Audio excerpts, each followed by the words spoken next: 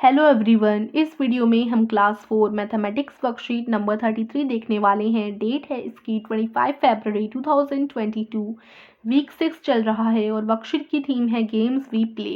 चलिए देखते हैं। इसका जो विषय है वो है कुश्ती यानी रेसलिंग। कुश्ती भारत में एक लोकप्रिय खेल है। अजय को भी कुश्ती का खेल पसंद है। वह कुश्ती में प्रशिक्षण भी लेता है, ठीक है। तो उसे रेसलिंग का गेम बहुत पसंद है। अब देखिए, वह रोजाना व्यायाम और कुश्ती का अभ्यास करता है। वह दौड़ लगाता है, पुशअप्स और दंड बैठक और अन्य व्यायाम भी करता है, ठीक है। तो उसे ये सब करना बहुत पसंद है, इसलिए वो ये सब करता भी है। अब प्रश्न एक है, यदि अजय एक दिन में 45 पुशअप्स लगाता है तो एक सप्ताह में कितने पुशअप लगाएगा। तो देखो, अब इसे निकालने के लिए कैसे करोगे। एक दिन, अब देखो वो एक दिन में कितने पुशअप लगाता है, 45 लिखा है। तो हम एक दिन इज इक्वल टू 45, एक दिन में कितने लगा लिए उसने, 45 लगा लिए। अब कितना पूछा है, तो एक सप्ताह, सप्ताह का अर्थ होता है हफ्ता। एक हफ्ते में 7 दिन होते हैं, तो लिख सकते हैं हम कि एक दिन में अगर वो 45 लगाता है तो एक सप्ताह यानी 7 दिनों में वो कितने पुशअप लगाएगा। इसे निकालने के लिए आप 45 और 7 ये दोनों जो नंबर है ना, इनका इंटू कर दोगे, इनका गुणा कर दोगे, ठीक है। इनका क्या करोगे, गुणा करोगे। इस तरीके से 45 गुणा 7 लिख दोगे तो आपको उत्तर पता चल जाएगा कि वो 7 दिनों में कितने पुशअप लगाता होगा। अब 45 गुणा 7 करने के लिए हम लोग क्या करेंगे, देखिए गुणा करना तो सबको आता ही होगा, हम करना सीख लेते हैं फिर भी एक और बार। 7 5 सा कितने होते हैं, ये होते हैं 35। तो 5 इधर और 3 कैरी में चला जाएगा, ठीक है।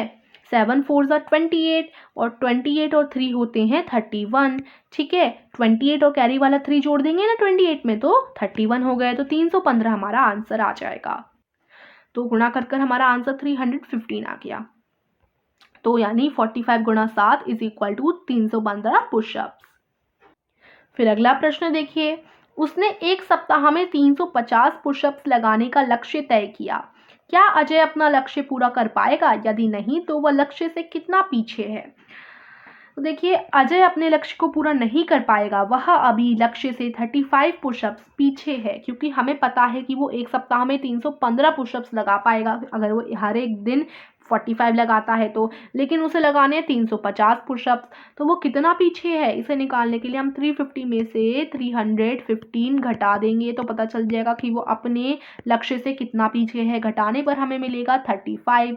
तो हम बता सकते हैं कि नहीं, वो अपने लक्ष्य से पीछे है, उसे 35 पुशअप्स से वो पीछे है, ठीक है। तीसरा प्रश्न, अजय दौड़ लगाते हुए 4 किलोमीटर की दूरी 32 मिनट में तय करता है। वह 8 किलोमीटर कितनी देर में तय करेगा। तो देखिए, तो इसके लिए हम क्या करेंगे, इसके लिए थोड़ा बड़ा प्रोसेस है। देखिए, सबसे पहले हमें पता है अजय 4 किलोमीटर की दूरी की तय कितने मिनट में करता है, 32 मिनट में। अब देखो, तो सबसे पहले हम 1 किलोमीटर का निकालेंगे कि अगर वो 4 किलोमीटर की दूरी 32 मिनट में तय करता है तो वो 1 किलोमीटर की दूरी कितने मिनट में तय करेगा। अब ये निकालने के लिए ना हम गुणा ना करके डिवाइड करेंगे। 32 और ये 4 इनका डिवाइड कर देंगे, ठीक है।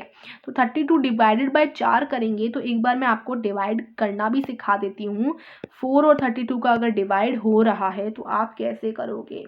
तो देखो, बहुत ईजी है। 4 के पहाड़ में 32 कब आता है, 4 8 ज़ा 32। यहाँ 8 लिख दोगे और यहाँ 32 आ गया। अब इनको माइनस कर दोगे, आंसर 0 आ गया और यहाँ जो आ जाता है ये हमारा आंसर होता है, ठीक है। तो ये हमारा 8 आंसर आ गया, ठीक है। तो 32 डिवाइडेड बाय 4 कर 8 मिनट आंसर आ गया। अब और 8 किलोमीटर की दूरी तय होगी। अब देखो, अब 4 किलोमीटर की दूरी वो तय करता है 32 मिनट में। 1 किलोमीटर की दूरी हमने निकाल ली डिवाइड कर कि अगर वो 4 किलोमीटर की दूरी 32 मिनट में तय करता है तो 1 किलोमीटर की दूरी तय करेगा 8 मिनट में, ठीक है।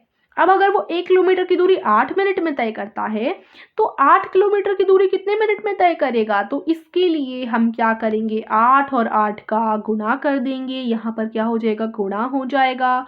गुणा करने के बाद 8 8 ज़ा 64, 8 8 ज़ा 64, तो 64 मिनट में। अब देखो, यहाँ मैंने आंसर डायरेक्ट लिख दिया है 64 मिनट में, लेकिन अगर आप 64 मिनट को देखो ना, 64 मिनट को, तो देखो 60 मिनट में तो हमारा 1 घंटा हो जाता है, ठीक है। तो यहाँ 60 मिनट में हमारा 1 घंटा हो गया, बाकी की 4 मिनट, तो यानी 1 घंटा 4 मिनट उसे लगेगी 8 किलोमीटर की दूरी तय करने में। अगर आप नहीं समझे तो कोई बात नहीं, ये जो है ये आप आंसर लिख सकते हो। बाकी मैंने आपको ये प्रोसेस तो समझा ही दिया है। अगर आप ये वाली चीज़ नहीं समझे तो इसकी कोई बात नहीं, बाकी आप ये तो समझ ही गए होंगे, तो ये काफ़ी ईजी है, तो ये आप कर लेंगे। फिर चौथा प्रश्न है, यदि अजय साइकिल से 2 किलोमीटर की दूरी 9 मिनट में पूरी करता है तो 45 मिनट में कितनी दूरी तय कर सकता है। यदि अजय साइकिल में 2 किलोमीटर की दूरी 9 मिनट में पूरी करता है तो 45 मिनट में कितनी दूरी तय कर सकता है। तो जैसे 9 मिनट में वो 2 किलोमीटर की दूरी तय करेगा, तो 45 मिनट में वो कितनी किलोमीटर की दूरी तय करेगा, ये पूछा है। इसके लिए भी वही सब है, देखो 9 मिनट की दूरी वो तय करता है 2 किलोमीटर में, तो सबसे पहले हम 1 मिनट का निकाल लेंगे। तो 1 मिनट में कितनी दूरी तय करेगा, तो 2 और 9 का यहाँ भी डिवीजन हो जाएगा। क्या हो जाएगा, डिवीजन। ठीक है, फिर अब देखिए, अब इनको अगर आप डिवाइड करोगे ना तो इसका आंसर नहीं आने वाला, क्योंकि 2 के पहाड़े में 9 तो आता ही नहीं है। 2 के पहाड़े में 9 नहीं आता ना। देखो यहाँ मैंने 2 डिवाइडेड बाय 9 लिखा है कि नहीं लिखा।